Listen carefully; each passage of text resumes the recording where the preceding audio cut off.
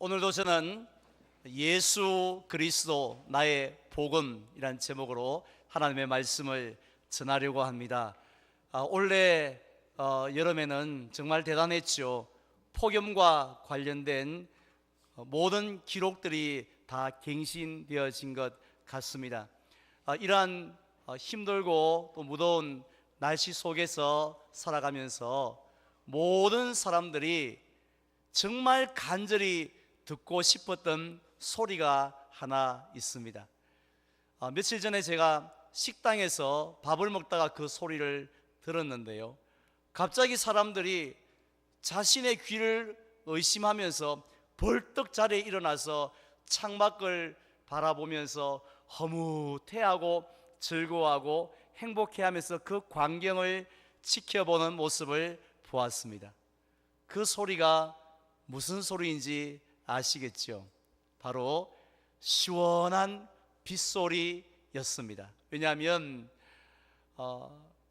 하루 종일, 딱 하루만이라도 하루 종일 폭우가 쏟아지면 꿈쩍도 않던 40도가 넘는 그 기온이 뚝 떨어질 것 같고요, 그리고 지긋지긋한 그 열대야가 또 사라지기 때문입니다. 어디 그뿐입니까? 타들어가는 이 농작물들이 그 비를 통해서 다시 소성하기 때문입니다. 그래서 찬송가 183장에도 보면 반가운 빗소리 들려 산천이 춤을 추네 라는 그런 가사도 있습니다. 그런데 지금으로부터 2000여 년 전에 예수님이 사셨던 그 시대의 유대인들은요, 우리가 폭염 속에서 빗소리를 듣기를 원했던 것보다도 더 간절한 마음으로 듣고 싶었던 소리가 있었습니다. 그것은 병든 나의 몸이 강건하여졌다라는 그런 소식도 아니었고요, 내가 사는 아파트가 2배로 뛰었다라는 소식도 아니고, 자식이 취업을 하였다라는 소식도 아닙니다. 그들이 그토록 듣고 싶었던, 정말 간절히 원했던 소리는 바로 복음이었습니다. 지난 주일에 말씀을 드린 것처럼 복음이란 기쁜 소식, 복된 소식, 굿뉴스라는 뜻을 가지고 있는데요, 그들이 말한 복음은 온 세상에, 온 백성에게 미칠 큰 기쁨의 좋은 소식을 가리켜서 복음이라고 불렀습니다. 즉 국지성 호우처럼요, 어느 한 지역에 사는 그 소수의 사람들만 만족을 주고 기쁨을 주는 것이 아니라 이 땅에 사는 남녀노소 한 명도 예외 없이 모든 사람에게 기쁨을 주는 소식이 복음이고요, 그리고 한 1, 20분 내렸다가 언제 내렸느냐는 듯이 그냥 맑아지는 그런 소나기 같은 비가 아니라, 잠시 동안만 주는 기쁨이 아니라 영원토록, 아무리 시간이 지나고 환경이 바뀐다 할지라도, 심지어 내가 죽음 앞에 서 있다 할지라도 변하지 않는 기쁜 소식, 그것을 보고 유대인들은 복음이라고 하였습니다. 그렇다면 그들이 그토록 듣기를 간절히 원했던 복음이란 무엇이었을까요? 우리 한번 따라했으면 좋겠습니다. 그리스도가 이 땅에 오셨다. 네, 그리스도가 고통과 슬픔뿐인 이 땅에 오셨다라는 그 소식이 그들이 그토록 기다렸던 복음이었다는 것입니다. 우리가 사도신경으로 신앙 고백을 할 때에 그 외아들 우리 주 예수 그리스도를 믿사오니라고 고백하지 않습니까? 여기서 그리스도라는 단어는요, 신약 성경이 쓰여진 헬라어인데요, 이 단어를 구약 성경이 쓰여진 히브리어로 바꾸면, 번역하면 바로 메시아가 됩니다. 따라서 그리스도나 메시아나 둘 다 똑같은 말인데요, 어떤 뜻을 가지고 있느냐 하면 기름 부음을 받은 자라는 뜻을 가지고 있습니다. 우리가 잘 알고 있는 것처럼 사무엘 선지자가 사울과 그리고 또 다윗을 왕으로 세울 때 어떻게 했습니까? 우리 같으면 이따만한 임명장을 딱 수여하면 끝나는 것인데, 그런데 그들에게 머리에 기름을 부었죠. 어떤 의미냐면 하나님께서 당신을 왕으로 세우십니다 하는 그런 의미로 기름을 부었습니다. 그런데 어디 왕뿐이었습니까? 제사장이나 또 구약의 선지자를 세울 때도 역시 기름을 부었어요. 따라서 구약시대 사람들은 이런 왕들을 보고 제사장이나 또 선지자를 보고 그리스도네, 메시아네 이렇게 불렀다라는 것입니다. 그런데 이렇게 하나님에게 기름 부음을 받았던 그 많은 수많은 그리스도들이 구약에 있었습니다마는 그들은 백성들에게 어떤 존재였습니까? 시편 23편에 보면요, 온 양떼를 돌보는 그 선한 목자가 나오는데 이스라엘 백성들을 사망의 음침한 골짜기에서 구원하여 내서 푸른 초장 쉴만한 물가로 인도하는 그리스도였으면, 그런 메시아였으면 이스라엘 백성들의 삶이 얼마나 해피하였겠습니까? 그런데 정반대로 그들은 이스라엘 백성 그 눈물을 흘리고 고통당하고 서러워하고 힘들어하는, 그래서 주저앉아 있는 그들에게 조금도 유익이나 위로나 도움이 되지를 않았습니다. 도움은커녕 오히려 그들을 멸망의 구렁텅이로 인도해 버리고 말았다는 것이요. 그러자 이스라엘 백성들은 그 짝퉁 그리스도, 백해무익한, 전혀 도움이 되어 인생에 도움도 되지 않고 기쁨도 되지 않고 영향력도 없는 그런 짝퉁 그리스도에 대해서 그들은 실망해 버리고요, 대신에 하나님께서 보내주시겠다고 약속하신 진짜 그리스도, 참 그리스도, 진짜 메시아를 기다리게 되었습니다. 그래서 진짜 메시아가 이 땅에 오면 그들이 현재 당하고 있는 모든 고통, 모든 슬픔, 모든 눈물, 모든 한숨과 탄식으로부터 구원하여 주실 줄 믿습니다 하는 믿음을 가지고 있었습니다. 그래서 지금은 우리가 사는 모양이 이 모양 이 꼴이지만 그리스도가 오시기만 해봐라, 하나님이 보내신 그리스도가 이 땅에 오시기만 하면 흔히 하는 말로 고생 끝 행복 시작의 시대가 열릴 것이라 그렇게 기대하고 있었다는 것이죠. 그런데 안타깝게도 유대인들이 그토록 기대하고 그토록 기다렸던 그 그리스도에 대한 소식은 들을 수가 없었다는 것입니다. 그런데요, 누가복음 2장에 보니까 한밤중에 이 들판에서 양떼를 지키던 목자들에게 천사가 나타나서 그토록 기다리던 그 복음을 들려줍니다. 우리 한번 함께 봉독할까요? 다 같이요. 오늘 다윗의 동네에 너희를 위하여 구주가 나셨으니 곧 그리스도 주시니라. 아멘. 지금 다윗의 동네가 어디냐면 베들레헴이거든요. 그 동네에 너희를 위해서, 즉 고난당하는, 정말 이 세상이 살만나요가 아니라, 이 세상이 너무 즐거워요가 아니라 정말 이 세상 살기 너무 힘들다고 그렇게 탄식하고 있는 너희를 위해서 이제 그리스도, 즉 하나님이 보내주신 구원자가 오셨다라고, 올 것이다가 아니라 오늘 지금 나셨다라고 그렇게 소식을 전했습니다. 자, 이러한 소식을 들었을 때 목자들이 얼마나 놀랐겠습니까? 천사가 펑 하고 나타난 것도 충격적인데 더 충격적인 복음을 들려주셨으니까요. 처음에는 그들의 눈과 귀를 의심했겠지만 결국 그들은 빨리 달려서 다윗의 동네 베들레헴으로 갑니다. 그리고 천사가 하신 그 말씀을 확인하였죠. 그러고 나니 얼마나 기쁜지요. 그 예수님을 본 것이 왜 그렇게 기뻤느냐 하면 하나님이 우리를 버리지 아니하셨구나, 하나님이 우리를 포기하지 아니하셨구나, 하도 안 보내주시니까 하나님이 잊어버리셨나, 우리를 안중에도 두지 않으시나 생각했는데 그것이 아니라 하나님이 우리를 잊지 않으셨습니다. 하나님 우리를 포기하지 않으셨습니다. 그게 너무 기뻐서, 그래서 그들은 기뻐하고 감사하면서요 하나님께 영광을 돌리며 찬송하면서 돌아갔다라고 했습니다. 아마 물어보진 않았지만 그 목자들을 붙들고 우리가 나중에 천국에서 물어본다면 당연히 내 인생에 있어서 가장 기쁘고 가장 행복했던 순간은 바로 나를 위해서 그리스도가 이 땅에 오신 바로 그날입니다라고 대답하지 않겠습니까? 그런데 이런 기쁨은 그 목자들에게만 있었던 것이 아니었습니다.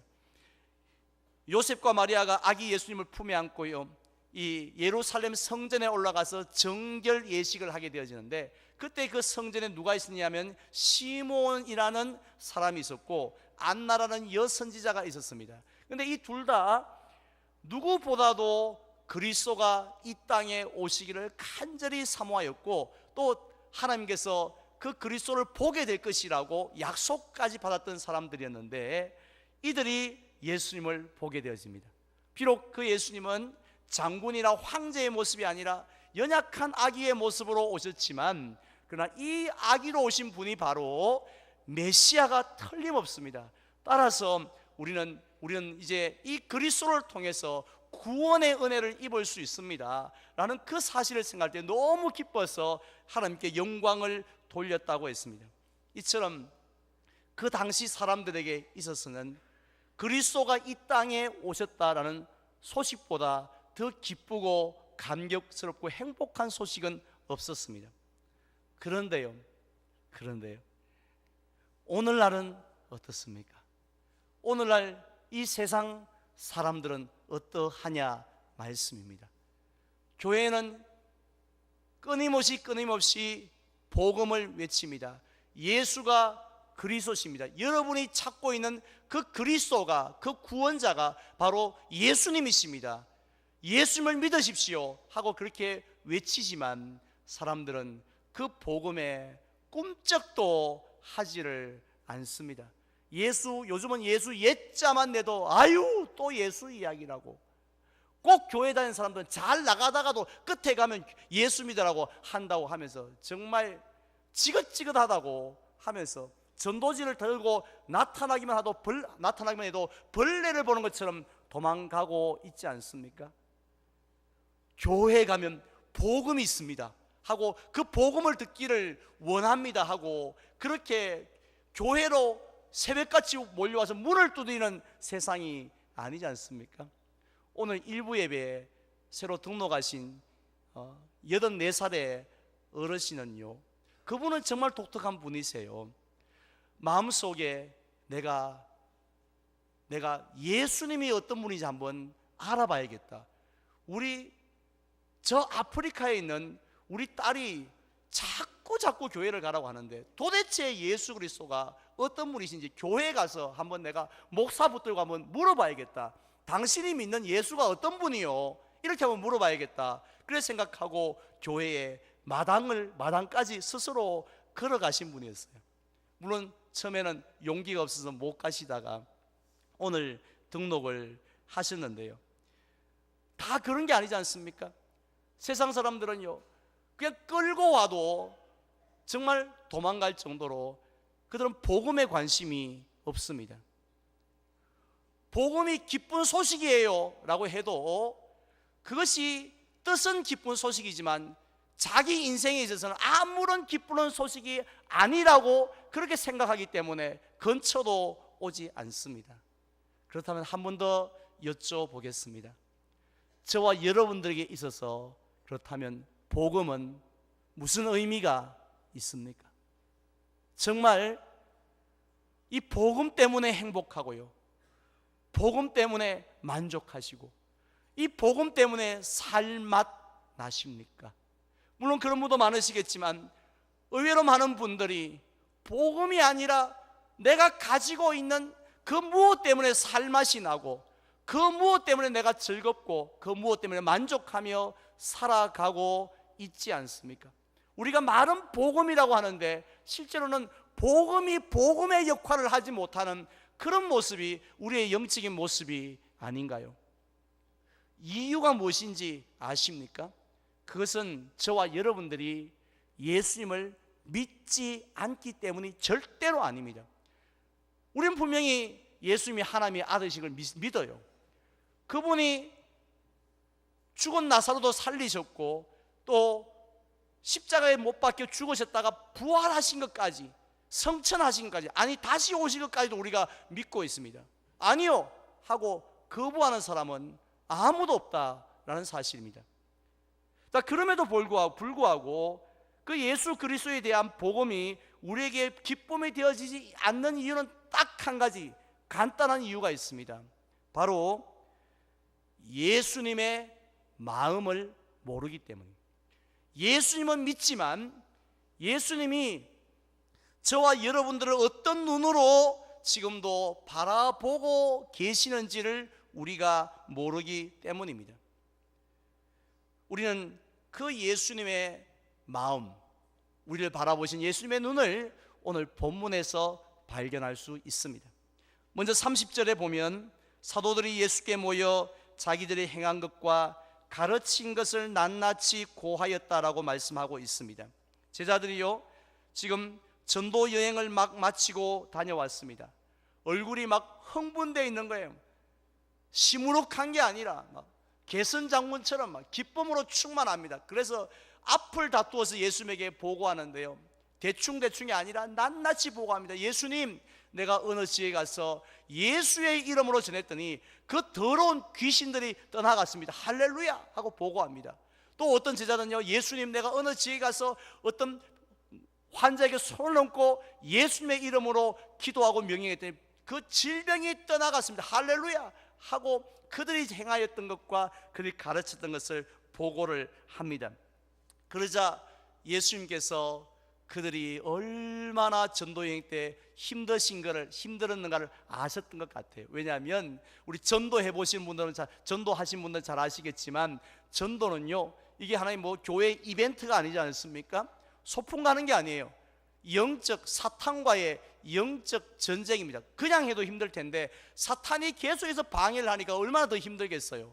그러니까 이 제자들이 육신적으로 영적으로 완전히 이제 탈진, 번아웃 돼 가지고 있는 상태에 있는 걸 예수님이 아셨어요. 그래서 예수님이 그들을 위로하시면서 이제 따로 한적한 곳에 가서 잠깐 쉬어야겠다라고 하셨습니다. 자, 그런데 예수님 주변에는요, 언제나 사람들이 인산인해를 이루었죠. 그러니까 잠깐 쉬기는커녕 식사할 겨를도 없었다고 했습니다.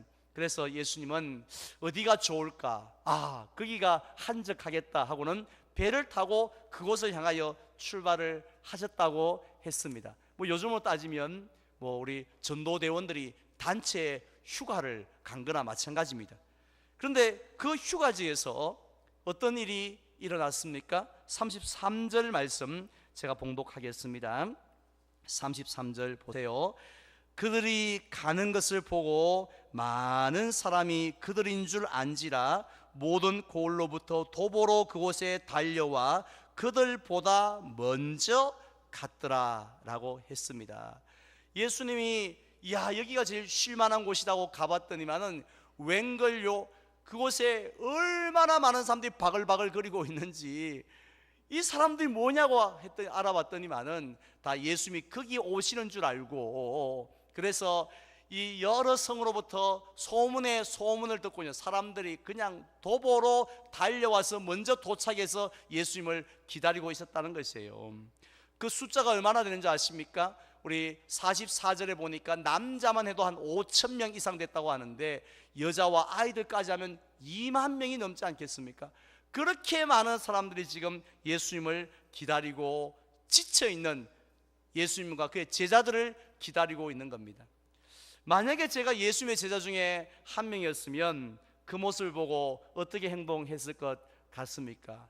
이야, 우리 예수님의 인기 정말 좋구나, 와 기분 좋다, 이렇게 하지 않았을 것 같습니다. 그걸 보는 순간 화가 나서 견딜 수가 없을 것 같아요. 왜냐하면 잠 좀 자려고 하는데, 그렇게 전도하고 하느라고 잠도 못 자고 먹지도 못했는데, 잠 좀 자고 밥 좀 먹자고 하는데 그것도 이해를 못 해주냐고, 사람들이 말이야 해도 너무한 거 아니냐고, 이렇게 경우가 없느냐고, 이렇게 진짜 화를 냈을 것 같습니다.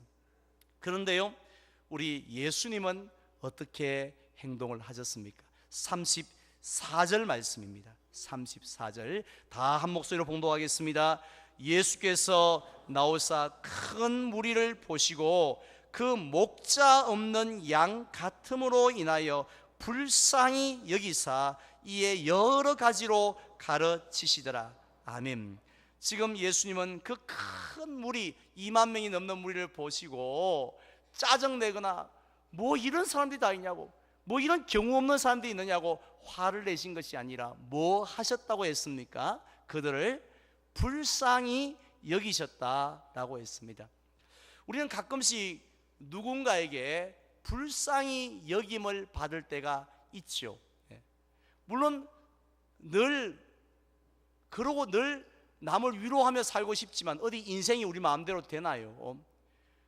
원치 아니하는 여러 가지 어렵고 힘든 일 닥치면 내 주변에 있는 사람들이 나를 불쌍히 여길 때가 있습니다. 그런데 어떤 경우는요, 상대방이 나를 불쌍히 여기는 그 자체가 엄청 기분 나쁠 때가 있습니다. 막 짜증이 나고 있잖아요. 차라리 저 소리 안 들었으면 좋겠다, 막 이렇게 화가 날 때가 있고, 그 사람이 나를 불쌍히 여기는 사람이 더 미워 죽는 마음까지 들 때가 있습니다. 언제 그렇습니까? 그것은 그 사람에게 진정성이 없을 때이지 않습니까? 분명히 말은 정말 그럴듯하게 합니다. 아이고 어떡하냐고, 나도 잠을 못 자겠다 그러고 별의별 말로 다 위로하고 우리를 또한 불쌍히 여기는데 그 속에 뭐가 없다고요? 진정성이 없는 거예요. 말은 그럴듯한데 그 속에 사랑의 마음이, 불쌍히 여기는 그 마음이 느껴지지를 않는 거예요. 우리는 이것을 보고 뭐라고 합니까? 값싼 동정이라고 합니다. 교회에서 한 번씩 지역의 어려운 분들에게 초창기에는 그랬습니다. 교회 쌀을 받으러 오십시오 하고 연락을 드리면요, 안 오신 분이 훨씬 더 많습니다. 처음에 저희 생각할 땐 아하, 집에 쌀이 있는가 보다, 그렇게 생각했는데 그게 아니고요, 값싼 동정을 받기 싫은 거예요. 우리 교회는 돈이 이렇게 많고 이렇게 구제 성탄에서 성탄절 헌금이 이렇게 많으니 우리가 쌀 줄 테니 와서 받아가시오 하는 것 속에 우리의 마음을 느끼지 못한 거죠. 정말 우리의 사랑을 그들이 느끼지 못하고, 그냥 교회에 돈이 있으니까 쌀 받아가라 하는구나 하는 그 자체가 너무 기분이 나쁜 거죠. 오시지를 않는 겁니다.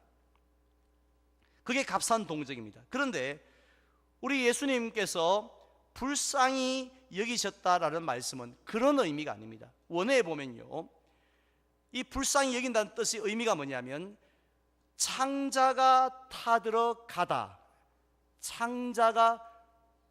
타들어가다의 의미가 있습니다.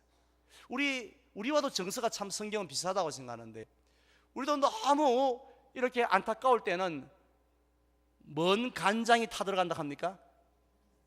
집간장이 아니고 애간장이 타들어간다, 애간장이 녹는 것 같다, 이렇게 하시지 않습니까? 여기서 애가 뭡니까? 애가 바로 이 창자의 옛날 말이죠. 그러니까 창자와 간, 우리 속에 있는 얼마나 슬프고 얼마나 괴로웠으면 내 속에 있는 내장들이 다 새카맣게 타버리고 다 녹아가 버린 거 보고 우리 애간장이 타들어간다고 하지 않습니까? 오늘 본문에 예수님이 큰 무리를 보시고는 예수님이 불쌍히 여기셨다라는 말씀은 이거 좀 안 됐다, 이 사람들, 이 정도가 아니라 예수님의 애간장이 타들어가시고 녹아졌다, 그런 말입니다. 영어를 써서 죄송합니다만은 영어 성경에 보면 예수님이 불쌍히 여기다는 단어는 compassion입니다. 컵이라는 이 단어는요, 함께 더불어라는 뜻이고요, 패션은 아파하다입니다. 그러니까 예수님은 그 무리들과 함께 아파하셨고, 함께 눈물을 흘리셨고, 함께 한숨 지셨고, 함께 슬퍼하고 계셨다라는 의미라는 것이죠. 자, 그렇다면 예수님은 왜 그 큰 무리를 보자마자 그렇게 창자가 타들어가는 아픔을 느끼셨을까요? 그것은 이유는 한 가지입니다. 그들이 뭐 없는 양 같았다고요? 그렇습니다. 목자 없는 양 같았기 때문입니다. 그들의 모습을 한마디로 요약한다면 목자 없는 양 같았다고 했습니다. 우리 목축업을 하지 않아도 목자 없는 양이 얼마나 비참한지 잘 알고 있습니다. 그들이 목자가 없으면 먹을 것 마실 것 어떻게 구하겠습니까? 바른 길을 어떻게 가겠습니까? 결국 그러다가 절벽에 떨어 죽든지 맹수에게 잡혀 먹히지 않겠습니까? 이게 목자 없는 양의 모습인데, 예수님이 바라본 그들의 모습이 꼭 그렇게 비참하였다는 거죠. 우리 사람은 그 모습만 보지 않습니까? 아이고, 뭐 성가대 뭐 다 잘 지내나 보다, 뭐 장로님도 다 잘 별일 없으신가 보다 하지만, 우리 주님은 우리의 겉모습만이 아니라 우리의 속 중심까지 보고 계시니까요. 우리 속에 있는, 마음 속에 있는 그 깊은 상처, 그 말 못할 고민들, 그 무거운 마음의 짐들까지 다 보시는데 목자 없는 양 같았다고 했습니다. 물론 이 유대인들에게 목자가 없었습니까? 아니에요. 그들에게도 왕이 있었습니다. 헤롯이라는 왕이 있었고, 그들에게도 가야바라는 대제사장이 있었습니다. 또 수많은 선지자들과 장로들이 있었습니다. 그렇지만 그들에게 그들의 그들의 고통을 들어주는 데는 아무런 도움도 영향력도 주지 않는 그런 사람들이었습니다. 한마디로 짝퉁 그리스도였다는 것입니다. 자, 따라서 우리 예수님께서는 이런 그들을 불쌍히 여기시고 그들에게 어떻게 하십니까? 여러 가지로 가르치셨다고 했는데, 무엇으로요? 말씀으로. 하나님의 말씀은 살았고 능력 있고 운동력 있는 줄 믿으시면 아멘 합시다. 우리가 사람의 말은요, 금방은 달콤하지만 그것이 우리에게 위로가 되지 않아요. 소망이 되지 않습니다. 오히려 사람이 말한 것이 더 악화시킬 때가 많죠. 그러나 하나님의 말씀은 우리를 살리는 능력이 있는 줄 믿습니다. 치유하는 능력이 있는 줄 믿습니다. 소망을 주는 능력이 있는 줄 믿습니다. 그래서 하나님, 예수님께서 말씀으로 가르치셨어요.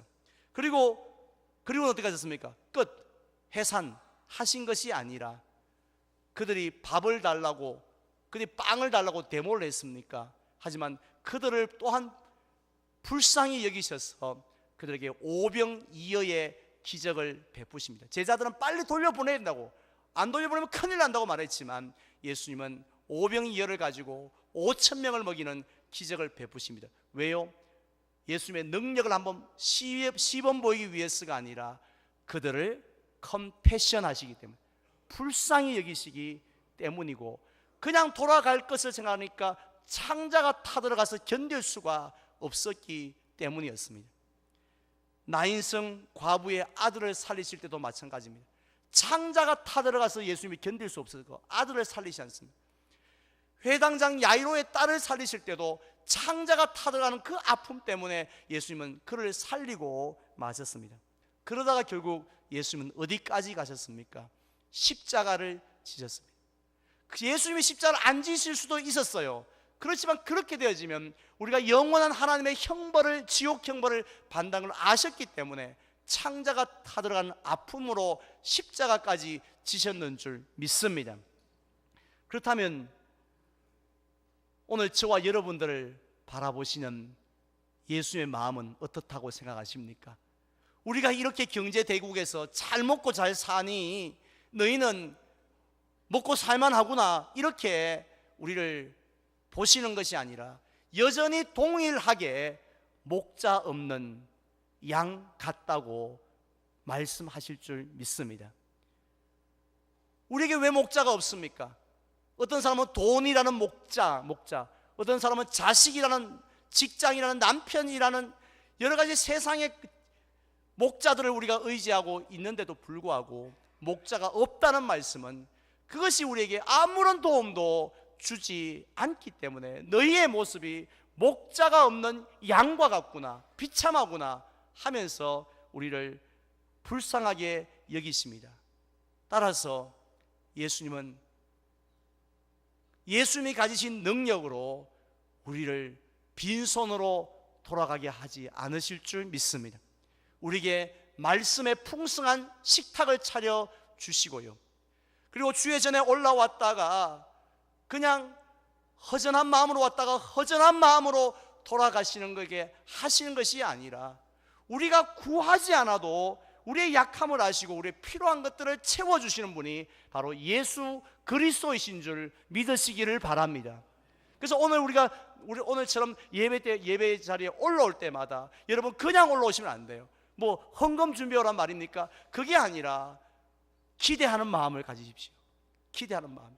앞에 서 있는 목사는요, 사실 저는 성도님들 다 집으로 돌아가시고 며칠이 지나고 나서야 성도님들의 소식을 듣는 경우들이 많이 있습니다.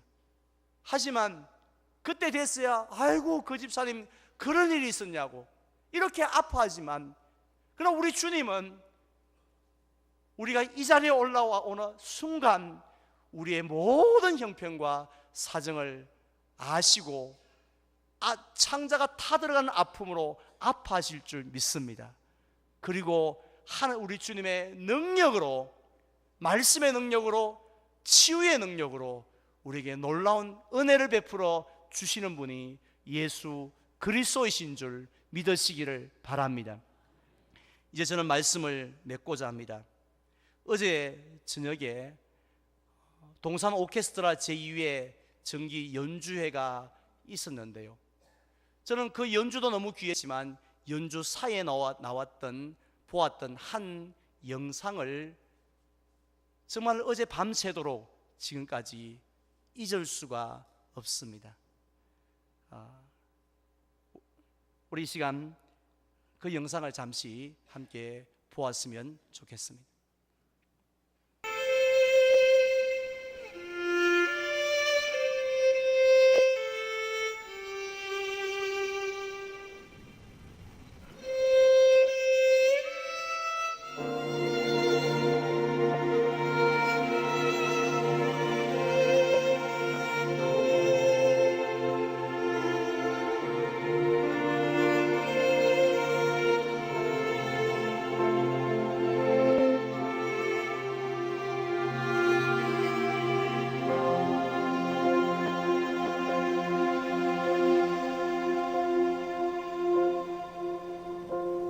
When I am down and oh my soul so weary,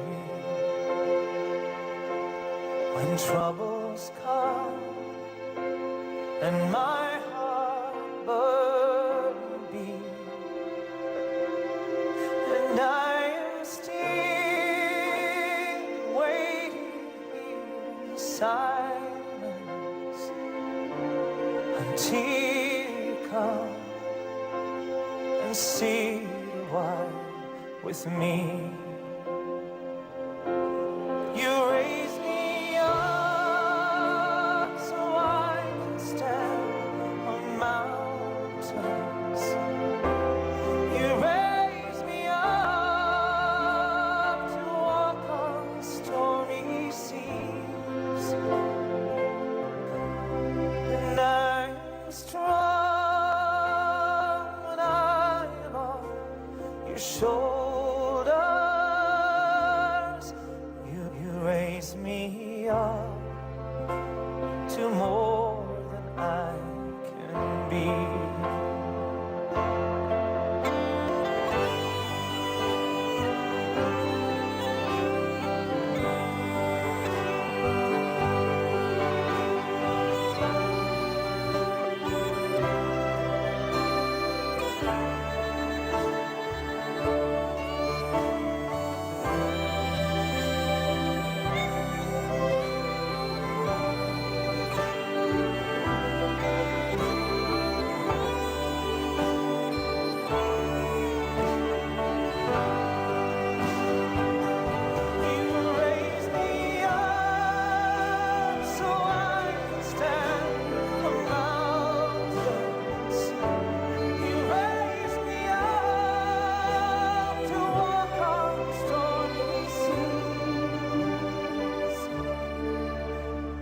I am strong when I am on your shoulders. You raise me up to more than I can be.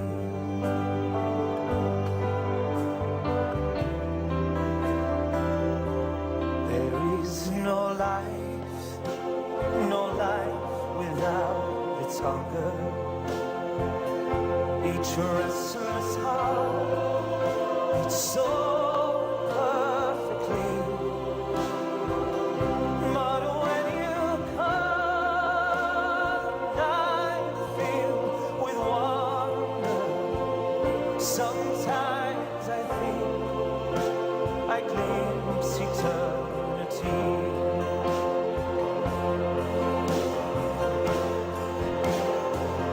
You raise me up so I can stand on mountains. You raise me up to walk on stormy seas.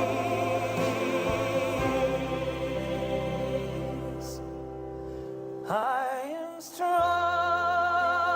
when I am on your shoulders.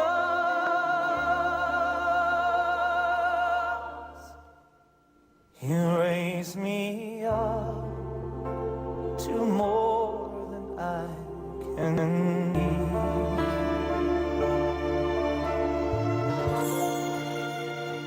You raise me up to more than I can be.